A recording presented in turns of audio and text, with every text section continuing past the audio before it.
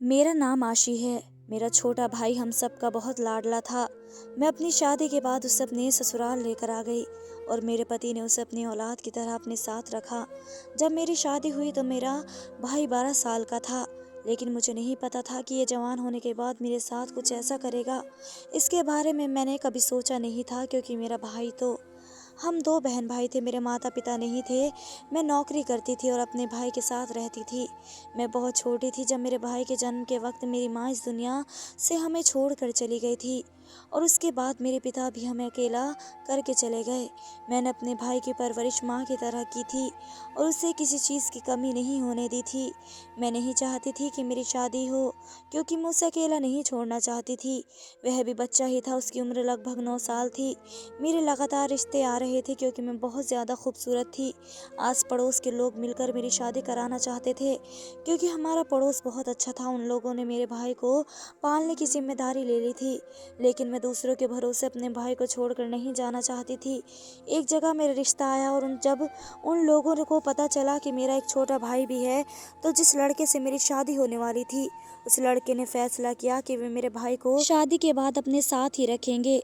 ये बात मुझे बहुत ही पसंद आई और इसलिए मैं इसी लड़के के साथ शादी करने के लिए तैयार हो गई। जल्दी ही मेरी शादी भी हो गई थी और मैं अपने भाई को अपने साथ लेकर आ गई थी। उधर अपने घर में अपने ताला डाल दिया था। मेरे पति ने मेरे भाई की पढ़ाई लिखाई का खर्चा भी उठा लिया था। मेरे पति का नाम सुशांत था और मेरे भाई का नाम राजू। राजू मैं उसे प्यार से कहा करती थी, वैसे उसका नाम राज था। मेरे पति बहुत अच्छे थे। ससुराल में मेरे पति के अलावा उनके माता पिता भी रहते थे और वे लोग बहुत अच्छे थे। शादी के 6 महीने बाद मुझे गुड न्यूज़ मिल गई कि मैं प्रेग्नेंट हूँ। मैं प्रेगनेंसी की खबर सुनकर मेरे पति बहुत खुश हुए। पूरे 2 महीने बाद मैंने एक प्यारे से बेटे को जन्म दिया। मेरे घर में बच्चा पैदा होने की खुशी से मेरे ससुराल वाले और मेरा पति बहुत ज़्यादा खुश थे। मेरा बेटा हम सबको लाडला था। उसका नाम मैं अखिल रखा था। मेरा बेटा हम सबका बहुत लाडला था। ज़िंदगी बहुत अच्छी लगने लगी थी और दिन बहुत अच्छे गुजर रहे थे। मैं अपने बेटे को लेकर एक दिन भाई के साथ मार्केट चली गई, क्योंकि मेरे पति दिन के टाइम ऑफिस में ही रहते थे। तो उन्होंने कहा होता था कि दिन के टाइम कोई भी काम हो तो तुम राजू से करवा लिया करो। मैं अपने बेटे के कपड़े खरीदने के लिए राजू के साथ मार्केट गई थी और हम लोग शॉपिंग मॉल के अंदर थे। मैं अपने बेटे के लिए कपड़े देख रही थी, लेकिन शॉपिंग मॉल में मुझे कुछ भी समझ नहीं आ रहा था, इसलिए हम लोग बाहर निकलकर दूसरे मॉल की तरफ जा रहे थे। तभी अचानक कुछ लोग लड़के, जिन्होंने अपने मुंह पर मास्क लगाए हुए थे, वह एक बड़ी सी गाड़ी के लेकर अंदर आए हुए हैं। वह एक बड़ी सी गाड़ी के अंदर आए हुए थे और चलती हुई गाड़ी का उन्होंने दरवाज़ा खोला। मैं सड़क पार करने में बिजी थी और मेरी गोद में मेरा बेटा अखिल था। उन लोगों ने जल्दी से मेरा हाथ से मेरा बच्चा छीन लिया और गाड़ी में बिठाकर उससे ले गए। मैं अभी समझ नहीं पाई क्योंकि मेरे साथ हुआ क्या है। मैं ज़ोर ज़ोर से चिल्लाने लगी, अरे कोई मेरे बेटे को बचाओ। सड़क पर सारे लोग खड़े हुए तमाशा देख रहे थे। वे गाड़ी तेज़ रफ्तार से आई और मेरे बेटे को मेरी गोद से छीन कर वे लोग गाड़ी में बिठाकर गाड़ी तेज़ रफ्तार से ही वापस चली गई। मुझे था कि मेरे साथ आज ये सब कुछ भी हो सका। मैं बहुत परेशान हो गई। सड़क के किनारे खड़े होकर सारे लोगों से कह रही थी कि उसे गाड़ी को रोको। मेरा भाई उस गाड़ी के पीछे पीछे दौड़ता हुआ काफ़ी दूर तक चला गया था, लेकिन गाड़ी इतनी तेज़ रफ्तार में थी कि मेरा भाई भी उन लोगों का पकड़ नहीं सका। हम दोनों भाई बहन फ़ौरन ही पुलिस में कंप्लेन करने के लिए चले गए। पुलिस ने हमें भरोसा दिलवाया कि वे मेरे बेटे की तलाश जल्दी कर लेंगे। मेरा रो रो कर बुरा हाल हो रहा था और मैं सोच रही थी कि मैं अपने पति को भला किस तरह से अपने बेटे के बारे में बताऊंगी कि उनकी पत्नी के हाथ से कोई उनके बेटे को छीन कर ले गया। मेरा रो रो कर बुरा हाल हो चुका था। पुलिस मेरे बेटे को ढूंढने की पूरी कोशिश कर रही थी, लेकिन मेरे बेटे का कहीं भी पता नहीं चल रहा था। हमारे घर में सब लोग बहुत परेशान हो गए, क्योंकि एक मेरा बेटा था जिसके आने से घर के सब लोगों के चेहरे पर 24 घंटे मुस्कुराहट रहती थी, और जब से मेरा बेटा गायब हुआ था सभी लोगों के चेहरे उदास पड़ गए। ऐसा लग रहा था जैसे सब लोग खाना पीना भूल गए हैं। लगभग 1 हफ्ते तक मेरे बेटे को पुलिस तलाश करती रही। उसके बाद पुलिस भी हार मान गई और मेरे बेटे का कुछ पता नहीं चल सका। मैं रोज़ पुलिस स्टेशन जाकर पुलिस वालों को अपने बेटे के बारे में पूछता, लेकिन बार बार पुलिस वाले कहते कि आपके बेटे का कुछ पता नहीं चल सका। वे लोग कौन थे जो हमारे बेटे को ले गए थे? सोच सोच कर मेरा दिमाग ख़राब हो गया था, क्योंकि हमारी तो किसी से दुश्मनी नहीं थी। अगर किसी ने मेरे बेटे के पैसों के लिए किडनैप किया था, वे लोग ज़रूर पैसे की डिमांड करते, लेकिन ऐसा कुछ भी नहीं हुआ था। जिस दिन से मेरा बेटा गायब हुआ उस दिन से मुझे ऐसा लग रहा था जैसे मेरा बेटा इस दुनिया से ही गायब हो गया हो। उसकी किसी को भी कोई खबर नहीं मिल सकती थी, ना हम लोगों को और ना ही पुलिस को। मैं इस हकीकत को बड़ी मुश्किल से एक्सेप्ट कर पाई थी। दिन इसी तरह से महीनों और सालों में बदलते गए, लेकिन मेरे बेटे का कुछ पता नहीं चला। मैं जी तो रही थी लेकिन अंदर से मर चुकी थी। मेरे बेटे को गायब हुए लगभग 10 साल हो गए थे, लेकिन अभी तक उसका कुछ भी पता नहीं चला था और ना ही इस दौरान मुझे कोई दूसरा बच्चा हुआ था। घर का माहौल बस नॉर्मल सा ही था। मेरा छोटा भाई मुझे हंसाने के लिए हमेशा मुझे हंसी मजाक करता रहता था। अब किसी के जाने से ज़िंदगी तो ख़त्म नहीं हो सकती, इसलिए मैंने हकीकत एक्सेप्ट कर ली थी। और जब मैं खुद ठीक हुई तो मेरे घर वालों के चेहरे पर भी मुस्कान आ गई, क्योंकि मेरे बेटे के गायब होने से सब लोग जैसे मुस्कुराना ही भूल गए थे। मेरा भाई भी अब जवान हो चुका था। मुझे पता ही नहीं था कि मेरा बेटा इस दुनिया में है भी या नहीं। मैं हर रात उन दरिंदों को बुरी भला कहती थी जिन्होंने मेरे बेटे को किडनैप किया था। वह दिन मेरी ज़िंदगी का सबसे बड़ा बुरा दिन था। मेरा भाई जॉब करने लगा था, उसकी बहुत बुरी आदत थी। वह हर हफ्ते मुझसे शर्त लगाता था, कहता था कि दीदी देखना, एक दिन हमारा अखिल घर पर वापस ज़रूर लौट कर आएगा। वह हमें मिल जाएगा और जब वह घर हमारे आएगा तो हमारे घर के हालात भी बिल्कुल ठीक हो जाएंगे। इन 10 साल मेरे ससुर इस दुनिया को छोड़ कर जा चुके थे और मेरी सास बेचारी अपने पति के गम में बहुत ज़्यादा बीमार रहने लगी थी। मेरा भाई मुझे हंसी मजाक करने के लिए मुझसे शर्त लगाता था। मुझे कहता था कि बस इस संडे हमारा अखिल घर वापस आ जाएगा, लेकिन जब भी संडे आता मेरा बेटा वापस नहीं आता और मेरा कहना होता कि ऐसा कभी नहीं हो सकता।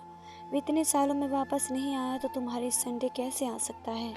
इसी तरह से करते करते न जाने ऐसे कितने संडे निकल चुके थे और मेरा भाई मुझसे शर्त हार जाता था कि वह कहता, दीदी अगर मैं हार गया तो मैं आपको शॉपिंग करने लेकर जाऊंगा। मुझे तो शॉपिंग के नाम से भी नफरत होने लगी थी, क्योंकि ये वही दिन था जिस दिन मेरा बेटा गायब हुआ था। उस दिन मैं घर से शॉपिंग करने का इरादा करके निकली थी। मैं अपने भाई से कहती कि तुम पागल हो गए हो, भला इतने सालों बाद अखिल किस तरह से घर आ सकता है। मैं तो अब अपने बेटे के घर आने की उम्मीद ही छोड़ चुकी हूँ, क्योंकि जब वह गायब हुआ था तब वह 1 साल का था। मुझे तो उसकी शक्ल भी याद नहीं और क्या पता वह मुझे भी पहचान पाएगा या नहीं। लेकिन भगवान से हमेशा प्रार्थना करती रहती हूँ कि मेरा बेटा मुझे मिल जाए, मगर मेरा भाई हमेशा शर्त लगाता रहता और मैं अब उसकी खुशी के लिए उसकी शर्त को मान लेती थी। जब वह शर्त हारता तो मुझे अपने साथ मार्केट लेकर जाता। मैं उस सड़क को देखकर सहम जाती थी जिस सड़क को पार करते समय मेरा बेटा मेरी गोद से ही छीन लिया गया था। मेरी आंखों से आंसू आ जाते थे। मैं अपने भाई की खुशी की खातिर हमेशा उसके साथ शॉपिंग करने चली जाती थी, लेकिन मुझे शॉपिंग करने में वह मज़ा नहीं आता था जो पहले आया करता था। बस अब मैं फॉर्मेलिटी पूरी करने के लिए चली जाती थी। मुझे तो जो चाहिए था वह तो मैं ऑनलाइन मंगा लेती थी, लेकिन मुझे बाज़ार जाना पसंद नहीं था। पर अपने भाई की खुशी की खातिर मैं खामोश रहती। मेरा भाई हर बार भले ही अपनी शर्त हार जाता, लेकिन जिद करके मुझे मार्केट ज़रूर लेकर आता था। मुझे वह दिन याद आते थे जब मैं शादी करके घर में आई थी। मेरे पति ने मेरे साथ साथ मेरे भाई को भी एक्सेप्ट कर लिया था। इस दुनिया में बहुत कम लोग ऐसे होते हैं जो अपनी पत्नी का हर अच्छे बुरे वक्त में साथ देते हैं। मेरे पति ने मेरे हर अच्छे बुरे वक्त में मेरा साथ दिया था। उन्होंने मेरे भाई को ना सिर्फ इस घर में जगह दी, बल्कि इसके लिए वह सब कुछ किया जो मेरा पति जिंदा होते हैं तो उसके लिए करते।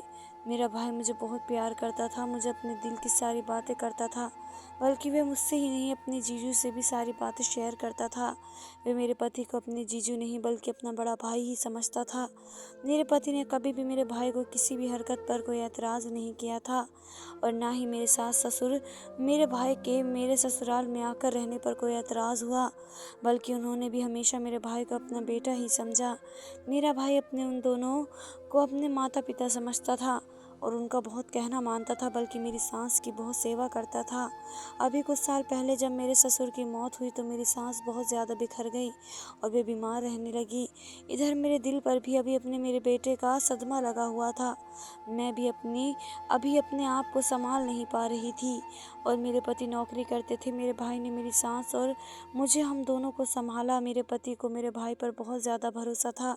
कभी कभी मैं देखती कि मेरे पति बहुत ज़्यादा परेशान रहते हैं मुझसे कभी कभी ज़्यादा बातचीत भी नहीं करते। मुझे लगता था कि शायद उन्हें अपने बेटे की याद आती होगी। भला मैं अपने बेटे की माँ थी तो वह भी तो उनके पिता थे। मैं कभी इस बात को वहम समझती तो कभी उनकी उनसे पूछने की कोशिश कर लेती, सुशांत आपको क्या हुआ है, आप क्यों परेशान रहते हो, क्या आपको भी मेरी तरह अखिल की याद आती है। मेरे पति कहते कि माय डियर वाइफ, कुछ नहीं हुआ, मैं ठीक हूँ। और मेरा बेटा तो मुझे हमेशा याद आता है। उसे याद करने का कोई टाइम नहीं है। मेरा बेटा जब पैदा हुआ था पूरे घर उसके आने से चहक उठा था। मेरा भाई तो उसे बहुत ही ज़्यादा प्यार करता था, मगर पता नहीं ऐसा क्या था कि मुझे अपने भाई की नीयत पर धीरे धीरे शक होने लगा। क्योंकि मेरा भाई अब कुछ दिन से बहुत अजीब अजीब सी हरकतें करने लगा था। किसी से फ़ोन पर बात करता था तो बहुत चोरी चुपके बात करता था। मैं अगर उससे पूछती कि तुम किसी से बात कर रहे हो तो मैं बातों को गोल गोल कर दिया करता था। मुझे लगा कि शायद उसका किसी लड़की के साथ अफेयर चल रहा है।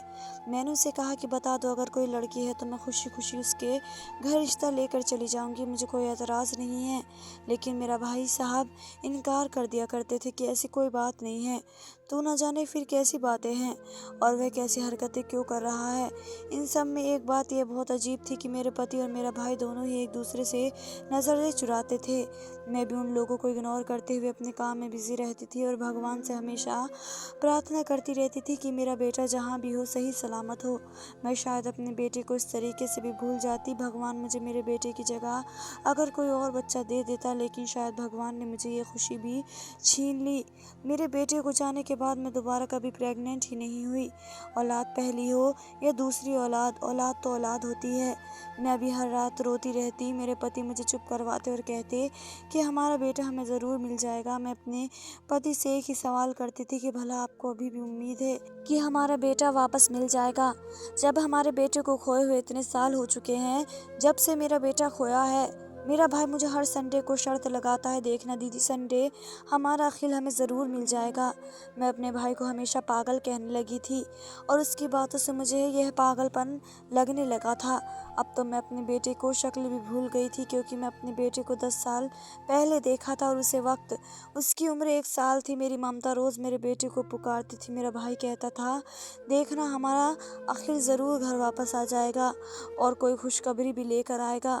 उसके आने से हमारे घर के हालात भी ठीक हो जाएंगे और आप भी बिल्कुल ठीक हो जाओगी, दोबारा से खुश रहने लगोगी और बिल्कुल सेहतमंद हो जाओगी। मेरे भाई की इस बात का क्या मतलब था, यह आज तक मुझे समझ नहीं आया था। भला वह किस खुशखबरी की बात करता था। मैंने उसे पूरी तरह से पागल समझना शुरू कर दिया था। कभी कभी मुझे सपना आता कि नींद में मेरे सामने कोई बच्चा खड़ा हुआ है और वह कहता है कि माँ, मैं आपका बेटा हूँ और मैं आपका अखिल हूँ। जब मैं सुबह उठती तो मैं उस बच्चे की शक्ल भूल जाती। ये बात मैं अभी तक घर में किसी को नहीं बताई थी। शायद ये मेरी सबसे बड़ी भूल थी। रात का टाइम, सब लोग सो रहे थे, यही लगभग रात के 2 बजे का टाइम होगा। मुझे बहुत ज़्यादा प्यास लगने लगी थी। मैंने सोचा कि उठकर किचन से ठंडा पानी की बोतल लेकर आती हूँ। मैं जैसे ही उठी और मैं पलट कर बेड की तरफ देखा तो ये देखकर मैं हैरान रह गई कि आधी रात का टाइम हो रहा था और मेरे पति बेड पर मौजूद नहीं थे। मैंने अपने पति को पूरे घर में ढूंढ लिया था, यहाँ तक कि मेरे भाई भी अपने कमरे में मौजूद नहीं था। उसके कमरे का दरवाज़ा खुला हुआ था और वह अपने बिस्तर पर मौजूद नहीं था। मैं देखने गई कि कहीं मेरे पति मेरे भाई के कमरे में तो नहीं चले गए। उन दोनों में से कोई भी मुझे पूरे घर में नज़र नहीं आ रहा था। मैं दबे पाँव छत पर भी देखने के लिए चली गई। छत पर भी उन्हें ना पाकर मुझे बहुत ज़्यादा हैरानी होने लगी। वह लोग छत पर भी नहीं थे और मुझे कहीं नहीं मिले। अभी कुछ ही मिनट गुजरे थे कि मुझे अपने घर के दरवाजे के किसी के बोलने की आवाज़ आने लगी। मैं ये जानने के लिए कि आखिर हमारे दरवाजे पर कौन बोल रहा है, मैंने चलना शुरू कर दिया और हमारे घर के गेट में एक छोटी सी खिड़की लगी हुई थी। मैंने उसे खोलकर बाहर देखा तो ये देखकर मेरे होश उड़ गए कि वहाँ पर एक आदमी मौजूद है जो बहुत ज़्यादा ज़ख्मी हालत में है। उसे काफ़ी चोट लगी हुई है, वह दर्द से बुरी तरह से रो रहा है। मैंने उसे देखकर अपने मुंह पर हाथ रख लिया और फिर कुछ सोचकर उसकी बड़ी खामोशी से अपने घर के अंदर बुला लिया और मैंने उसे बिठाया और उसके ज़ख्मों पर पट्टी करने लगी। मैं पट्टी करते हुए उसे पूछने लगी कि तुम कौन हो और तुम्हारी ये हालत किसने की। तो उसने मुझे कहा कि मुझे एक गिलास पानी पिला दो। उसने मेरे लिए किसी सवाल का जवाब नहीं दिया। मैं पानी लेने के लिए जैसे ही अपने घर के अंदर गई और पानी लेकर वापस आई तो ये देखकर हैरान रह गई कि जिस जगह पर मैंने उसे आदमी को बिठाए थे वह वहाँ से भाग गया था और वह अपनी जगह पर एक लेटर छोड़ गया था। मैंने जैसे ही उस लेटर को खोल कर पढ़ा तो मेरे पैरों तले ज़मीन निकल गई। इसमें लिखा हुआ था कि अगर तुम अपने बेटे को हासिल करना चाहती हो तो तुम्हें अपने भाई को मेरे हवाले करना होगा। बस उसमें इतनी सी बात लिखी हुई थी और मैं ये सोच सोच कर परेशान हो रही थी कि ये आदमी आखिर कौन था। मैं उस आदमी की शक्ल ठीक से देख नहीं पाई थी क्योंकि उसका चेहरा बुरी तरह से ज़ख्मी था और वह बार बार अपने चेहरे पर हाथ रख रहा था। अब हर रोज़ ऐसा होने लगा था, किसी न किसी तरह से हमारे घर में ही मुझे कोई ना कोई चिट्ठी मिलती और इसमें लिखा होता कि अपने भाई को मेरे हवाले कर दो तो तुम्हें तुम्हारा बेटा मिल जाएगा। भला मेरे घर में ये चिट्ठी कौन रख रहा था? ये सब सोच सोच कर मैं पागल होती जा रही थी। मेरा पति, मेरा भाई या फिर मेरी सास, क्योंकि हम 4 लोग ही थे इस घर में और यह चिट्ठी हर बार मुझे ही क्यों मिलती थी? स्पेशली ये चिट्ठी कोई मेरे लिए ही लिखी जा रही थी। मैं किचन में खाना बनाने जाती तो मुझे मसाले के डिब्बे में चिट्ठी मिल जाती और कभी मैं छत पर कपड़े सुखाने जाती तो छत की सीढ़ियों पर चिट्ठी रखी हुई होती और ये हर चिट्ठी में एक ही बात होती। मेरी सास तो बहुत ज़्यादा बूढ़ी हो गई थी, वे कमरे से बाहर तक नहीं निकलती थी। मेरे पति और भाई वे दोनों नौकरी पर निकलते तो रात को ही घर पर आते। उस रात मेरे पति और भाई कहाँ गए थे ये बात भी पता लगाना चाहती थी क्योंकि जब वह आदमी जा चुका था तो मैं उस चिट्ठी को लेकर अपने कमरे में चली गई और उसको पढ़ते पढ़ते रोने लगी थी, अपने बेटे की याद करने लगी थी और उसी वजह से मुझे गहरी नींद आ गई। सुबह जब मेरी आँख खुली तो मेरा पति बिस्तर पर मौजूद था। जब मैंने उन्हें पूछा कि आप रात के टाइम कहाँ पर गए तो उन्होंने मेरी बात को इग्नोर कर दिया और फिर उसी दिन के बाद से मेरा दिमाग से ये बात निकल गई। मुझे अब अपने बेटे की तड़प महसूस होने लगी। मैंने फैसला कर लिया कि मैं अपने भाई से इस बारे में बात करूंगी और उसे कहूंगी ये जो कोई भी है तुम्हें बुला रहा है, तुम उसके पास चले जाओगे तो ये मुझे मेरा बेटा लौटा देगा। मुझे नहीं पता था कि ये चिट्ठी वाला इंसान कौन है। मैं अपने भाई के पास गई और उसे पूरी बात बताई। वह भी मेरी बात सुनकर शौक रह गया। उसने कहा ठीक है दीदी, मैं आपके बेटे की खातिर उस इंसान के पास चला जाऊंगा जिसे मेरी तलाश है, लेकिन वे कौन? मैंने अपने भाई से कहा कि ये बात तो मुझे भी पता नहीं है कि वे चिट्ठी रखने वाला इंसान कौन है। फिर कुछ दिन बाद मुझे सफाई करते टाइम पर फिर एक चिट्ठी मिली और इसमें लिखा हुआ था कि तुम अपने भाई को लेकर पास वाले मंदिर पर आ जाना, वहाँ पर तुम्हारी मुलाकात तुम्हारे बेटे से भी हो जाएगी। मैं अपने भाई को ये बात बता दी। मेरे भाई ने यह बात मेरे पति को भी बता दी। मेरे पति ने कहा कि ऐसा जाना ठीक नहीं है, राजू को जान का खतरा भी हो सकता है। मेरे भाई ने कहा जीजू मुझे जान की कोई परवाह नहीं, मेरा भांजा मिल जाना चाहिए, बस यही मेरे लिए काफ़ी है। हम सब लोग मिलकर मंदिर पर चले गए। वहाँ जाकर हमारे चारों तरफ देखा, हमें कोई नज़र नहीं आ रहा था। कुछ देर इंतज़ार करने के बाद हमें वहाँ पर एक काले रंग की साड़ी में एक औरत नज़र आई। उसके साथ लगभग 10 साल की उम्र का बच्चा भी मौजूद था। मेरी आंखें भी चमक कर जाग उठी थी। ये तो शायद मेरा बेटा है, लेकिन ये औरत कौन थी? मैंने तो उसे पहली बार ही देखा था। मैंने नोटिस किया कि मेरे पति के चेहरे का रंग अचानक उड़ गया। मेरे पति के चेहरे का रंग क्यों उड़ गया था ये बात तो मेरी भी कुछ समझ में नहीं आई थी। वह औरत मेरे करीब आई और कहने लगी ये लो तुम्हारा बेटा। मैंने उससे कहा कि तुम कौन हो? वह खामोश रही। उसने मेरी बात का कोई जवाब नहीं दिया, लेकिन मैं हैरान रह गई यह देखकर कि मेरे पति आगे बढ़े और उस औरत के मुंह पर जोरदार थप्पड़ मारा। मेरे पति ने कहा अब यहाँ कोई बात नहीं होगी, हम लोग घर चलते हैं। मेरे तो कुछ समझ में नहीं आ रहा था कि ये सब क्या हो रहा है। अपने पति के कहने के मुताबिक हम सब लोग घर पर आ गए। घर जाते ही मेरे पति के दरवाजे पर ही मामा कहना शुरू कर दिया। मेरी सास कमरे से बाहर निकल कर आ गई और उन्होंने जब अपने बेटे को इतने गुस्से में देखा तो अपनी नज़रें नीचे कर ली। दरअसल यह जो औरत थी ये कोई और नहीं बल्कि मेरे पति की बड़ी बहन थी। जी हाँ, इसके बारे में आज तक मुझे कुछ भी नहीं पता था। ये वही औरत थी जिसे मेरे बेटे ने किडनैप करवाया था। मेरी सास के 2 बच्चे थे, जबकि हमें पता था कि मेरे पति अपने माँ बाप की इकलौती औलाद है। मेरी ननंद ने काफ़ी सालों पहले भागकर अपनी मर्जी से शादी कर ली, जिसके बाद मेरे ससुर ने अपनी बेटी को सारे बंधन ख़त्म कर दिए और मेरे पति ने भी सोच लिया था कि उनकी बहन हमेशा हमेशा के लिए मर गई है। मेरी ननंद ने भागकर शादी तो कर ली थी, लेकिन वह अपने ससुराल में खुश नहीं रही थी। धीरे धीरे उसकी शादी को 2 साल गुजर गए और अभी तक उसके यहाँ बच्चा पैदा नहीं हुआ। 2 साल बाद मेरे पति की शादी मेरे साथ हो गई और मुझे अपनी शादी के 6 महीने बाद ही गुड न्यूज़ मिल गई। मेरी ननंद को मेरे घर की सारी बातें पता चलती रहती थी। क्योंकि मेरी सास अपनी बेटी से चोरी चुपके मिलती और उनसे कभी कभी फ़ोन पर बात कर लेती। मेरी ननद हमेशा अपना दुख अपनी माँ को बताती रहती, क्योंकि मेरी ननद की सास उसको इस बात पर बहुत ज़्यादा तंग करती थी। इसलिए मेरी सास ने प्लान बनाया कि जब उनकी बहू बच्चा पैदा कर लेगी तो मौका देकर मेरी ननद मेरे बच्चे को किडनैप करवा ले और वह मेरा बच्चा अपने पास रख ले। इस तरह से उसकी सूनी गोद भी भर जाएगी और उसके ससुराल वालों का मुंह बंद हो जाएगा। मेरे पति ने तो मेरी ननद के घर से भाग जाने के बाद ही उसकी किसी भी तरह की खबर रखने की कोई कोशिश नहीं की, और आज इतने सालों बाद उसे देखकर मेरे पति सारी कहानी समझ गए। क्योंकि कई बार मेरी सास ने उन्हें कहा भी था कि बेटे अपनी बहन को घर बुला लो, उसकी सास उसे बहुत तंग कर रही है, उसकी कोई बच्चा नहीं हो रहा है। जबकि मेरी ननद ने जिस लड़के के साथ शादी की थी वह बहुत ज़्यादा अमीर था। जिन लोगों ने मेरे बेटे को किडनैप किया था वे मेरी ननद के भेजे हुए किडनैपर थे। ये बात मेरे साथ आज समझ में आई थी। उन्होंने अपनी बहू को गोद उजाड़ कर अपने बेटे की गोद भर दी थी। मेरे पति को कुछ दिनों पहले शक होने लगा था, क्योंकि जिस दिन वह आदमी जो बहुत ज़्यादा जख्मी था और अपनी जगह पर चिट्ठी रख कर छोड़ गया था, मेरे पति और भाई ने उसे घर से निकलते हुए देख लिया था। वे कोई और नहीं बल्कि वही आदमी है जिसके साथ मेरी ननद की शादी हुई थी। उस रात मेरे पति के दोस्त का एक्सीडेंट हो गया था और मेरे पति और भाई दोनों उसी के सिलसिले में घर से बाहर गए हुए थे। मैं परेशान न हो जाऊं इसलिए उन्होंने मुझे इस बात को नहीं बताया। वक्त के साथ साथ मेरी ननद का पति भी अब नीयत ख़राब करने लगा था, क्योंकि उसका बिजनेस अब धीरे धीरे लॉस में जा रहा था। उसने सोचा कि हमारे घर के हालात बेहतर हैं तो इसलिए वह मेरे बेटे को मुझे वापस कर देगा, और उससे मेरे भाई की मांग इसलिए की क्योंकि 2 साल पहले कभी मेरे भाई ने मेरी ननद के पति पर धोखे से टक्कर मार दी थी। ना तो वह ये बात जानता था कि ये मेरा भाई है, और ना ही मैं मेरा भाई जानता था कि यह मेरी ननद का पति है, बल्कि मुझे ये बात पता नहीं थी कि मेरी ननद भी है, क्योंकि मेरे पति और सास मुझे ये बात छुपाई थी। जब मेरी ननद के पति को पता चला कि राजू, जिसके साथ मेरी ननद के पति का 2 साल पहले बहुत बड़ा झगड़ा हुआ था, वह मेरे घर पर रहता है, तभी से उसने फैसला कर लिया कि बदले में मेरा भाई ले लेगा और उसे मज़ा चखाएगा और मेरा बेटा मुझे वापस कर देगा। इसके बदले मुझसे पैसे मांगेगा। मेरी ननद को भी ये बात पता चल गई तो उसने अपने पति का साथ देना शुरू कर दिया और अपनी माँ से कहा कि वह घर में चिट्ठी रख दे। चिट्ठी रखने वाला काम मेरी सास कर रही थी। मेरी ननद को सिर्फ औलाद की ज़रूरत थी, उसे औलाद से कोई मोहब्बत नहीं थी। तभी तो वह बदले की आग और पैसों के लालच की वजह से मेरे बेटे को मेरे पास वापस करने आ गई।